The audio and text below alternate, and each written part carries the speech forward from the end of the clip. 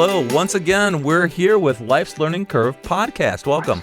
This is episode 19 and the last of season 1. And we can't wait to hit season 2 next month with more all new How We Became Us stories to parallel your life story and our guest's life story. We're easy to find. We're at lifeslearningcurve.org. They picked me out of the crowd. A lot of people could learn lessons from our parents' generation. You know, fill your rooms up with people that love you, folks. Filleted my shin open down to the muscle. Now that's value. It's stories that helped build the person we would become, the best us. On today's podcast, but before the books even hit the floor, before the project smashed on the floor tile, before the person was able to move, Stacey reacted. In one swift movement, Stacey spun around and grabbed the bad girl by the neck. This would prove to be the last time Stacey needed to do something like this. Today you're in for a real treat as we retell about a bright yet quiet young girl coming of age who manages her way through those awkward early mid-teenage years. Remember those? We discover how Stacey finds her voice and how she learns on the fly to fit in after moving to a new high school. How her experiences with an abusive older sibling actually helped her with a gang of girl bullies. Plus a whole lot more. Let's get going. This is Life's Learning Curve podcast. I'm Paul Hart. Coming up, The Trouble with Stacey. Stand by. As a young girl, Stacey was thin, very bright, very shy, and quite the athlete, especially in the areas of running, track, and high school cross country and soccer. But let's back up a little bit. As a girl, Stacey and her three sisters grew up in an extremely rural southern Indiana town where her dad owned a general store out in the country. Life was simple. Pigs gone. Fresh air, breezy summer days, cornfields, crickets, local farmers, and on occasion, pickup trucks stop by to stock up on gas, supplies, and gossip at her daddy's store. The general store was where the locals exchanged community news and concerns. Although Stacey liked the creative play with her older sister Mandy, there was a problem. Every day. Her older sister Mandy liked to tease Stacey and destroy her toys. She even tore out the zippers in her pants and jackets. Mandy literally beat on Stacey until she cried, sometimes 3-4 times a day. Mandy had a confidence about her. She carried herself in a strong, almost intimidating manner. Now, Mandy was an unusually strong girl for her age, and she often used that to control Stacey. Soon, Stacey's instincts switched into survival mode. She learned how to run away quickly and hide her belongings and protect herself from Mandy, using the speed God had given her. Yet, her older sister Mandy was her only friend for miles and miles. Her younger sisters were toddlers, much younger in age. Now, Stacey loved both of her parents. Her mom was a stay-at-home mom who was busy raising 4 beautiful girls. She loved to laugh. She liked to mend wounds for her daughters and take care of the family. And she had a real passion for dancing. I love you so much, Mommy. So much. You're my best friend in the whole wide world. Now, Stacey's daddy was able to accomplish many things. He was a jack of all trades. That made him valuable to his family and to others in the community. He led the way with his sense of humor and a practical sense for life. You know, Daddy, I was born on your birthday, and that means I was the best birthday present you ever got, right? That's right, little girl. Originally a tile layer from California, Stacey's daddy had inherited this general store from his family and moved his family from the Sunshine State to the rural emptiness of southern Indiana. The move proved a contrast for the entire family. The desolation of southern Indiana and life's pressures soon overwhelmed Stacey's parents. I love you so much, Mommy. I love you, Daddy. And by age 12, it was 1977, Stacey's parents had split. Stacey's daddy would remain at the Indiana General Store. Stacey's mom moved with her 4 beautiful girls ages 2 through 14 to another small rural town about 50 miles west of Chicago named Spring Grove, where she took a job in a local diner, working sometimes 8 to 14 hours daily. So it took all the efforts of the females in the house to help one another make do, rent, food, babysitting one another. And then I'll cook on Sunday. Without Mandy and Stacey's help, the younger girls would never have been raised. I'll babysit Friday. Mandy continued bullying Stacey during this time, and she used to walk around the house with Stacey in a unescapable headlock, sometimes for 15 to 20 minutes.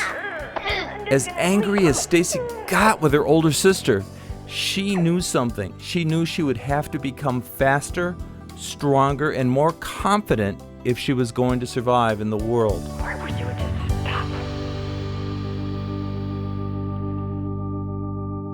Now, in the town of Spring Grove, Illinois, Stacey began junior high school as a 7th grader, where she immediately excelled at her studies.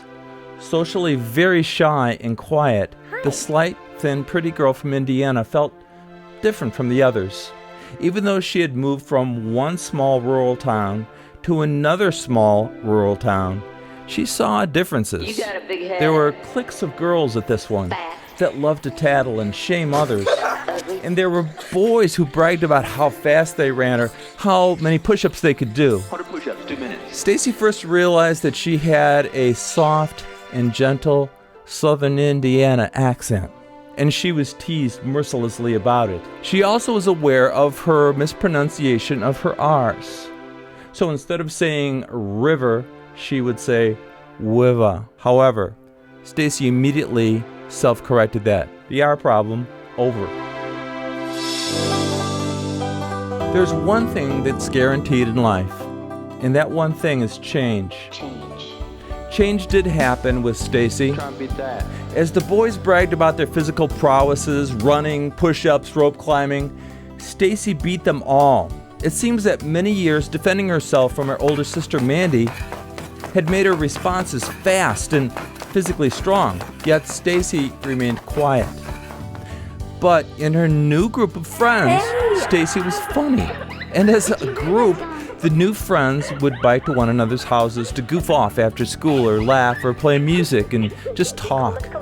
Stacey began to speak at a more rapid pace and with confidence. Simpler times and the innocence of being all of 14 years old, I guess. At school, their group of friends were quiet and unassuming, meaning they did not act out as intimidators, but did feel the resentment of the cliques of bad girls in high school that were loud, that were obnoxious, full of negative attitudes, full of themselves, and a multitude of hurtful words. At Spring Grove High School, Stacey discovered that she felt the need to work ahead 3 to 4 chapters in all of her high school classes. She was worried that she'd fall behind because every evening she had to babysit her younger sisters until her mom came home from work, sometimes very late. Come on, you guys. Her older sister Mandy had stopped helping out with the family duties. So each night, Stacey would set her alarm for 4 a.m. to complete her studies. The result was that time gave her all advanced placements in school, doing all extra credit assigned to her and even asking for more, I'm gonna do this. and earning National Honor Society her junior year. The teachers at school liked the young girl that helped them grade papers and dedicate her time.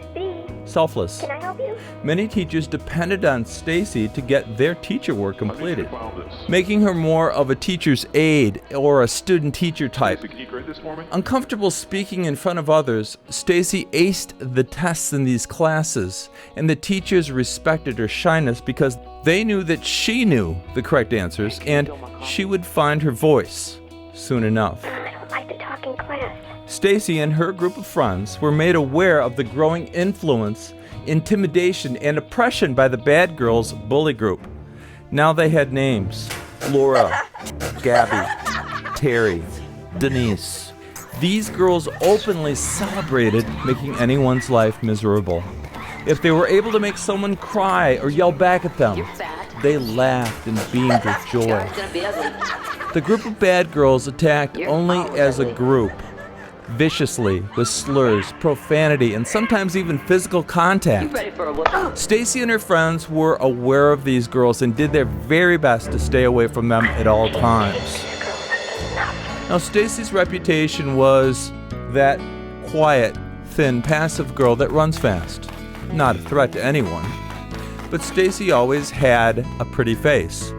And by the beginning of junior year, Stacey's knees grew into her legs, and she began to look more like a 17-year-old girl of her age. She was lean from soccer and running, and fit from still having to defend herself from her older sister Mandy. Boys began to take notice of the quiet girl next door type. And that was what made incident number 1 happen. It was junior year, and Stacey sat in her desk in accounting class. As Mr. Holmes, the teacher, reviewed global supply chain management and finance for an upcoming test, the rear leg of Stacey's desk was kicked, causing the desk to jump forward. Stacey turned around. It was Laura, Gabby, and Terry, all from the Bad Girls group. They leaned forward on their desk and whispered to Stacey. Stacey returned an eye roll and ignored them. Now, this was the first time Stacey had ever responded to being provoked by bad girl intimidation. Mr. Holmes had not noticed the disruption. Then Stacey's chair leg was kicked again, so hard that her whole desk spun into the aisle of the classroom. At full voice, Stacey turned to face Gabby. Knock it off! Stacey exclaimed. Hallway, all 4 of you. Bellowed Mr. Holmes. Mr. Holmes was one of the teachers which Stacey had helped for the past 3 years. He actually knew Stacey was quiet and studious in nature. Once in the hallway, what was to happen would come as a complete shock to Stacey. Mr. Holmes began speaking. I can expect this out of you girls, but Stacey, I'm disappointed in you. Stacey had no response, except the feeling that she had disappointed an adult she looked up to. Did he really understand what happened? These girls were bullies, and was she wrong? Mr. Holmes, was he wrong? When you're 17 years old, life isn't always clear or sometimes even fair.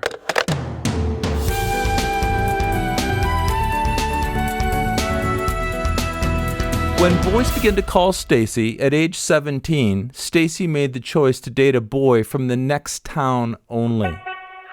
That way the local bad girls could not accuse her of trying to steal boyfriends, which was beginning to happen quite frequently through gossip. Stacey remembered being accused of some terrible things by Laura, Gabby, Terry, and Denise, but chose to roll with it all and try and ignore it. By that time, Stacey's older sister Mandy had dropped out of high school, but still tormented Stacey at home. I'm done with it. Stacey began to see the natural confidence that came from her older sister. She thought, maybe something can be learned from this.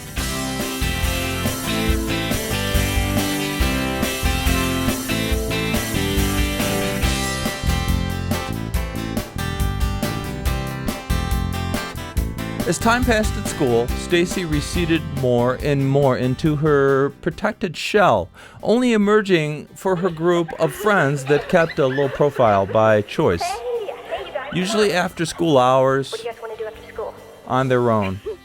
Now with driver's licenses, the students of Spring Grove High were more mobile, breaking the city limits of Spring Grove. Even though Stacey and her friends went to a neighboring town to socialize with kids from another high school, You've got to be kidding me. Are the you bad serious? girls seemed to always be in the perimeter, passing by in a car or yelling from sidewalks or even yelling at Stacey from a distance inside the high school. There was profanity, accusations, name-calling, and physical intimidation. Stacey and her friends always chose to ignore these girl bullies. However, the bullying became relentless. Ignore him. It was getting worse. Stacey's life was not her own. It was becoming controlled by a meaningless, low self-esteemed group of bad girls. Get out of here! There was never a one-to-one confrontation until it was a warm April day in the spring of junior year. Stacey had been successful at keeping ahead of her studies and helping teachers at school and keeping her distance from the bad girls and staying very close to her group of good friends. Come on, you guys. Life was unrolling in an untypical, comfortable pace. The last bell of the day merged all the students into the long corridor of the dark hallway of Spring Grove High School. As the hallway filled with noisy students, so did Stacey. As usual, she carried all of her books the entire day with her. Her schedule made it so she could not get to her locker except before and after school. Carrying, managing, and balancing that amount of books challenged Stacey, but that was the way it had to be. Arriving at her locker on floor 1, Stacey was about to reach for the combination lock. In her peripheral vision, she caught a glance of someone coming in fast toward her. A hand quickly reached in and knocked the books out of Stacey's arms. In high school, this is called being booked. Papers, books, a project for history, and her purse hit the floor, spreading in every direction. But before the books even hit the floor, before the project smashed on the floor tile, before the person was able to move, Stacey reacted. In one swift movement, Stacey spun around and grabbed the bad girl by the neck. It was Gabby, along with Laura, Terry, and Denise, the bad girls. Without even thinking, Stacey took Gabby by the back of the neck and held her face about a foot above the floor. Stacey loudly and firmly stated, Pick them up. Pick them up. All of them. Pick them up. These bad girls had never been challenged before. They had never been stopped, even by the teachers. As a crowd gathered around, Stacey increased her grip on Gabby's neck. Gabby was already shaking. Stacey's friend now surrounded the books on the floor and saw what was happening. Stacey held Gabby's neck over each book and then moved her by the neck to the next book, and then over to the next paper and to the next part of the project. Across the hall she was held until everything was picked up. It was interesting though, because the bad girls, Laura, Terry, and Denise, slowly backed away and evaporated into the crowd filling the hallway. Don't you worry about me. Alright, Stacey. You show that. Flying to the sky. Thank you, Stacey. Don't you worry about me. Although they continued to bully others at high school, these bad girls never bothered Stacey again. True. And to this day, Stacey knows she did the right thing back in that day in 1982. There are times you do have to stand up to your tormentors. If you don't, it's possible you could be bullied for a long extended period of time. There's a lot of different ways this could have been handled by Stacey, but given her options, she did what she thought was right for the moment. Had it happened another day, she may have made another choice. But to do nothing at all, to not get any help at all, to not solicit any advice at all, learn to help yourself. That's not good. You need to help yourself. On today's show, Stacey's life wound a foundation for her future. Now, the trouble with Stacey had much to do with her managing her dangerous and troubled older sister Mandy, moving frequently, as well as her parents' divorce. Once away from these complications, slowly Stacey began to rely on herself. She found some patterns, studying at 4 a.m., helping others like her younger sisters and teachers at school, and standing up for others. Stacey found confidence and reliance were always at the heart of finding herself.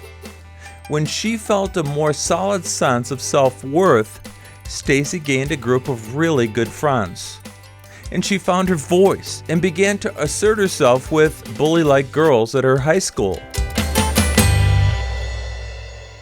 For us, we spend so much time in our lives living the moment to moment, the day to day, second by second, that we often miss those great things and those great people. that are right in front of us. And we don't realize who we have until they're not there anymore. Guilty. While you have the time, love each other.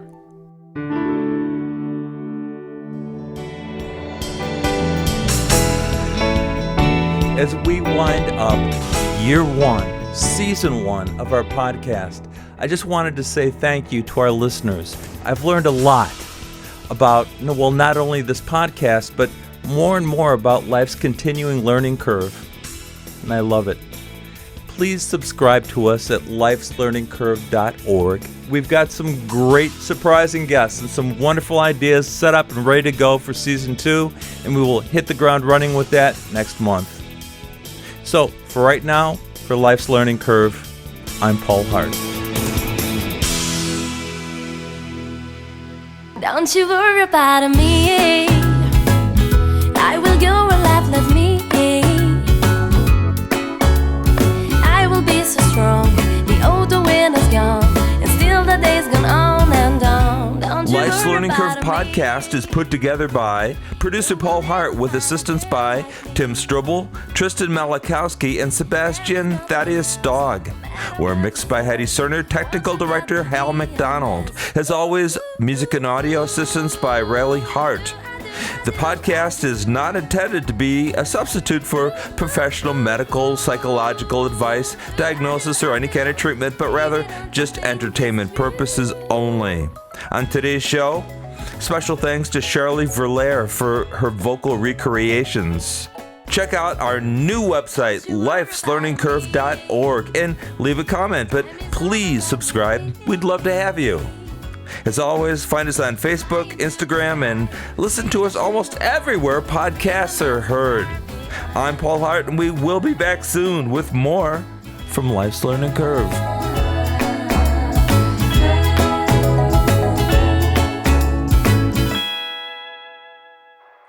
We're clear.